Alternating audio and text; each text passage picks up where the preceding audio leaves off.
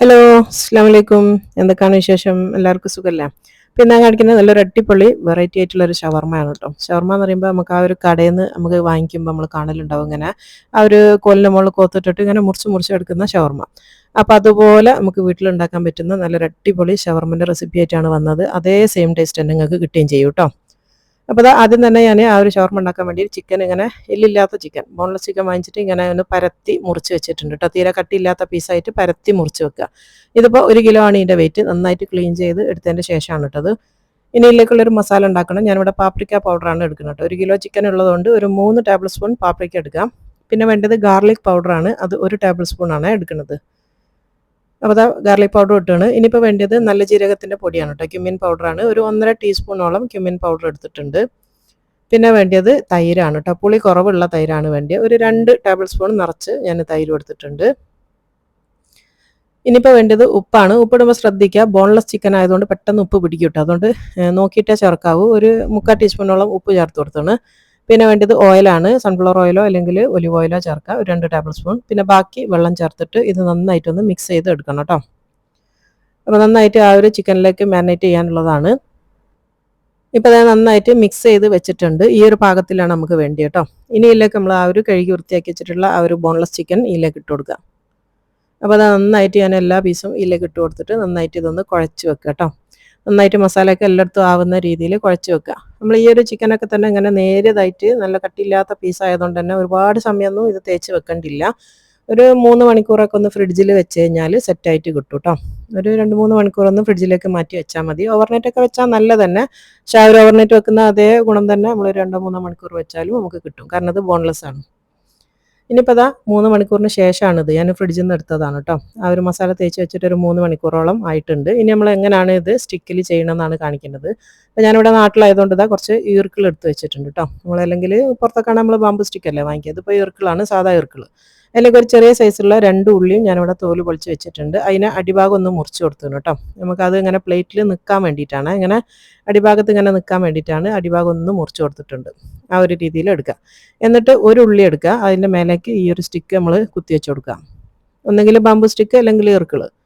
അപ്പോൾ ഒന്ന് മതിയെങ്കിൽ ഒന്ന് മതി കേട്ടോ. ഞാനിപ്പോൾ ഒന്നും കൂടി ഉറപ്പിൽ നിൽക്കാൻ വേണ്ടിയിട്ടാണ് 2 കുത്തി വെച്ചെടുക്കുന്നത്. 2 വേണമെന്നില്ല, ഒന്നിൽ ചെയ്താലും കുഴപ്പമൊന്നുമില്ല. അപ്പോൾ അത് 2 ഇങ്ങനെ കുത്തി വെച്ച് കൊടുത്തിട്ടുണ്ട്.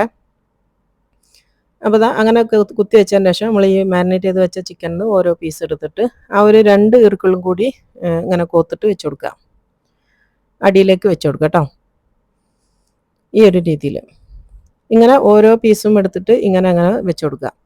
അപ്പോൾ ഒരുപാട് അങ്ങ് അമർത്തി വെക്കരുത്. എന്താ പറയുക, കറക്റ്റായിട്ട് വെച്ച് കൊടുക്കുക കേട്ടോ. ഒരു പ്രസ് ചെയ്ത് ഒരുപാട് അങ്ങ് ഇതാക്കി കൊടുക്കരുത്. അപ്പോൾ നമുക്ക് ചിക്കൻ വെന്ത് കിട്ടാൻ പ്രയാസമായിരിക്കും. അപ്പോൾ കറക്റ്റായിട്ട് ഇങ്ങനെ വെച്ച് കൊടുക്കുക. നമ്മൾ അധികം പ്രസ് ചെയ്യാൻ പോകേണ്ടിയില്ല. ഇത് എത്ര നിറയ്ക്കണം എന്നുള്ളത് നിങ്ങളുടെ അടുത്തുള്ള കുക്കറിൻ്റെ ഹൈറ്റ് അനുസരിച്ചാണ് നമ്മൾ തീരുമാനിക്കുക കേട്ടോ. ഈ ഒരു ഹൈറ്റിലാണ് ഞാനിപ്പോൾ ചെയ്ത് വെച്ചത്. അതാ ഇങ്ങനെ മൊത്തത്തിൽ നിറച്ച് വെച്ചിട്ടുണ്ട്. ഇതുപോലെ ഇനി ബാക്കിയുള്ള ചിക്കനും ഇതേപോലെ സ്റ്റിക്കിൽ നമുക്ക് ഇങ്ങനെ കോത്തിട്ട് എടുക്കണം. അപ്പോൾ ഇത് നമ്മൾ കുക്കറിലാണ് ചെയ്യാൻ വേണ്ടി പോകണം കേട്ടോ. അപ്പോൾ കുക്കർ എടുക്കുക. കുക്കറിൻ്റെ ഹൈറ്റ് എന്ന് പറയുന്നത് എൻ്റെ കുക്കർ 5 ലിറ്ററിൻ്റെ ഈ ഒരു കുക്കറാണ് കേട്ടോ. അപ്പോൾ അതാ അതിലേക്ക് ഞാൻ ഒരു കഷ്ണം അലൂമിനിയം ഫോയിൽ അടിയിൽ വെച്ച് കൊടുക്കുന്നുണ്ട്. എന്തിനാണെന്ന് വെച്ചാൽ നമുക്ക് കഴുകാനുള്ള എളുപ്പത്തിന് വേണ്ടിയിട്ടാണ് കേട്ടോ. അത് വെക്കണം എന്ന് യാതൊരു നിർബന്ധവും ഇല്ല. ഇതാകുമ്പോൾ നമുക്ക് പെട്ടെന്ന് ഇതെടുത്തങ്ങ് കളഞ്ഞാൽ കഴുകാൻ ഈസിയാണ്. അടിയിൽ പറ്റി പിടിക്കൊന്നുമില്ല. ഇനിയിപ്പോൾ അതിലേക്ക് നമ്മൾ സ്റ്റിക്ക് ചെയ്ത് വെച്ചിട്ടുള്ള ആ ഒരു ചിക്കനില്ല, ഉള്ളി അടിയിലുള്ളതുകൊണ്ട് അതിങ്ങനെ കുത്താൻ അവിടെ നിൽക്കും കേട്ടോ. ഇതിൻ്റെ ഹൈറ്റിനനുസരിച്ച് ഇനി ഈകൾ ബാക്കിയുള്ളത് നമുക്കൊന്ന് മുറിച്ച് കൊടുക്കണം. അപ്പോൾ ഇതാ ഞാൻ രണ്ടാമത്തും ഇങ്ങനെ വെച്ച് കൊടുക്കുക. ഇപ്പോൾ 3 സ്റ്റിക്കാണ് ഞാനിവിടെ ചെയ്തത് കേട്ടോ. 3 സ്റ്റിക്കിൽ ഇങ്ങനെ വെച്ച് കൊടുത്തിട്ടുണ്ട്.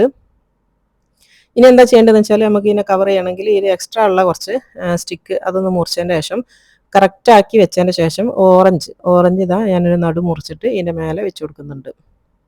അപ്പോൾ അതാ 3 പീസ് ഓറഞ്ച് ഇതിൻ്റെ മേലെ വെച്ച് കൊടുത്തിട്ടുണ്ട്. ഈർക്കിളി ഞാൻ അതിന് ഹൈറ്റ് കണക്കായിട്ട് മുറിച്ചിട്ടുണ്ട് കേട്ടോ. ഇനി ഇത് ഇങ്ങനെ വെച്ചതിന് ശേഷം നമ്മൾ അടുപ്പിലേക്ക് വെച്ചിട്ട് ഒരു വെയിറ്റ് വരുന്ന വരെ ഒന്ന് കാത്തുക കേട്ടോ. ഇങ്ങനെ ആവി വരുന്ന വരെ വെയിറ്റ് ചെയ്യുക. അപ്പോൾ ആവി വന്നു കഴിഞ്ഞാൽ തീ കുറച്ച് വെച്ചിട്ട് ഒരു 20 to 25 മിനിറ്റ്സ് ഇതൊന്ന് വേവിച്ചെടുക്കുക കേട്ടോ. ചെറിയ തീയാക്കി വെച്ചതിന് ശേഷം 20-25 മിനിറ്റോളം നമ്മൾ ചെറിയ തീയിൽ ഇതിനെ വേവിച്ചെടുക്കുക ആവി വന്നതിന് ശേഷം. ഇപ്പോൾ ഇതാ 25 മിനിറ്റിന് ശേഷം ഞാൻ തീയൊക്കെ ഓഫ് ചെയ്ത് വെച്ച് അതിൻ്റെ ആ ഒരു ആവിയൊക്കെ പോകുന്നവരെ വെയിറ്റ് ചെയ്ത്. ഇതിൽ അടിയിൽ കുറച്ച് വെള്ളം കാണുന്നില്ല, നിങ്ങൾ അത് വേണമെങ്കിൽ നിങ്ങൾക്ക് വറ്റിച്ചിട്ട് അത് സോസൊക്കെ ആയിട്ട് ഉപയോഗിക്കാം. അല്ലാന്നുണ്ടെങ്കിൽ അത് കളയണമെങ്കിൽ കളയുക, അല്ലെങ്കിൽ ഈ ചിക്കൻ്റെ മേലേക്ക് ഒഴിക്കണമെങ്കിൽ ഒഴിക്കാം. ഞാനിപ്പോൾ ആ വെള്ളം ഉപയോഗിക്കുന്നില്ല. അപ്പോൾ അത് കളഞ്ഞതിന് ശേഷമാണ് എടുക്കുന്നത് കേട്ടോ. ഇപ്പോൾ ഇത് കണ്ടില്ല, നമ്മൾ അടിപൊളിയായിട്ടുള്ള നമ്മുടെ ഷോപ്പിലൊക്കെ കിട്ടുന്ന പോലത്തെ നല്ല അടിപൊളി ടേസ്റ്റി ആയിട്ടുള്ള ഷവർമ്മ. ഇനിയിപ്പോൾ ഈ ഷവർമ്മ ഉണ്ടാക്കാൻ വേണ്ടിയിട്ട് ഞാൻ ഇതിനൊരു കുബൂസും കൂടി ഉണ്ടാക്കുന്നുണ്ട് കേട്ടോ. കുബൂസൊക്കെ ഞാൻ ഒരുപാട് വീഡിയോസിൽ കാണിച്ചാണ്. ഞാനിപ്പോൾ ഇവിടെ ഞങ്ങൾ ഇതിനിപ്പോൾ തിരിച്ചു പോകാനായി, അപ്പോൾ ഉള്ള സാധനങ്ങളൊക്കെ വെച്ചിട്ട് മൊത്തത്തിലങ്ങ് തീർക്കാൻ വേണ്ടിയിട്ട് ഉണ്ടാക്കുകയാണ്. അപ്പോൾ ദാ ഒരു 2.5 കപ്പോളം മൈദ എടുത്തിട്ടുണ്ട്, 1 ടീസ്പൂൺ നിറച്ച് ഇൻസ്റ്റൻറ്റ് ഈസ്റ്റ്, അതുപോലെ തന്നെ ദാ ഒരു 2 ടീസ്പൂണോളം പഞ്ചസാര ചേർത്ത് കൊടുക്കുന്നുണ്ട്. പിന്നെ വേണ്ടിയത് ഉപ്പാണ് കേട്ടോ, ഒരു 1/2 ടീസ്പൂണോളം ഉപ്പും കൂടെ ചേർത്ത് കൊടുത്താണ്. പിന്നെ പാലിന് അങ്ങനെ ഒരു കറക്റ്റ് അളവില്ല, നമുക്ക് കുഴയ്ക്കാൻ വേണ്ടിയിട്ടുള്ള അളവിനുള്ള പാൽ ഒഴിച്ച് കൊടുക്കുക. പിന്നെ ഒരു 2 ടേബിൾ സ്പൂണോളം അൺസോൾട്ടഡ് ബട്ടറും കൂടെ ചേർത്ത് കൊടുക്കുന്നുണ്ട്. റൂം ടെമ്പറേച്ചറിൽ വെച്ചിട്ടുള്ള ബട്ടർ ആയിരിക്കണം. എന്നിട്ട് ഇത് നന്നായിട്ടൊന്ന് കുഴച്ചെടുക്കുക കേട്ടോ. കുറച്ച് വെള്ളം കൂടി എടുത്ത് വെച്ചിട്ടുണ്ട്, വേണമെങ്കിൽ മാത്രം ചേർത്ത് കൊടുക്കുക, ചിലപ്പം ആവശ്യം വരില്ല. എന്നിട്ട് നന്നായിട്ട് ടൈറ്റായിട്ട് കുഴച്ചെടുക്കുക. ഇത് കുബൂസിനുള്ളതാണ്, അപ്പം നല്ല ടൈറ്റായിട്ട് തന്നെ കുഴച്ചെടുക്കുക. ഇത് നമ്മൾ റെസ്റ്റ് ചെയ്യാൻ വെക്കുന്ന സമയത്ത് നന്നായിട്ട് ഇത് സോഫ്റ്റായിട്ട് വന്നോളും. അപ്പം നല്ല ടൈറ്റായിട്ട് ഞാനത് കുഴച്ചെടുത്തിട്ടുണ്ട്. ഇനി നമുക്ക് കവർ ചെയ്ത് വെക്കുക. 1 മണിക്കൂറെങ്കിലും മിനിമം നമ്മളിതൊന്ന് കവർ ചെയ്ത് വെക്കുക കേട്ടോ. അപ്പോൾ അതവിടെ മാറ്റുന്നുണ്ട്. ഇപ്പോൾ ഇതാ 1 മണിക്കൂറിന് ശേഷമാണിത്, നമ്മളെ മാവൊക്കെ നന്നായിട്ട് സെറ്റായിട്ട് വന്നതാണ് കേട്ടോ. നല്ല ഇതിൻ്റെ ഉള്ളിൽ ഫുള്ളായിട്ട് എയർ കയറിയിട്ടുണ്ടാവും. നല്ല വെയ്റ്റ്ലെസ് ആയിട്ടാണ് ഈ ഒരു മാവ് ഉണ്ടാവുക. അതിപ്പോൾ കണ്ടില്ല. ഇനി ഇതിൽ നിന്ന് നിങ്ങൾക്ക് എത്ര വലുപ്പത്തിലുള്ള കുബൂസാണോ വേണ്ടി അതിനനുസരിച്ച് ചെറിയ ചെറിയ ഉരുളകളാക്കിയിട്ട് നമുക്കിത് പരത്തിയിട്ട് ചുട്ടെടുക്കാം. അപ്പോൾ ഞാൻ ചെറിയ ഭയങ്കര നൈസായിട്ടുള്ള ഒരു കുബൂസാണ് ഉണ്ടാക്കുന്നത് കേട്ടോ, തടിയിലുള്ളതല്ല.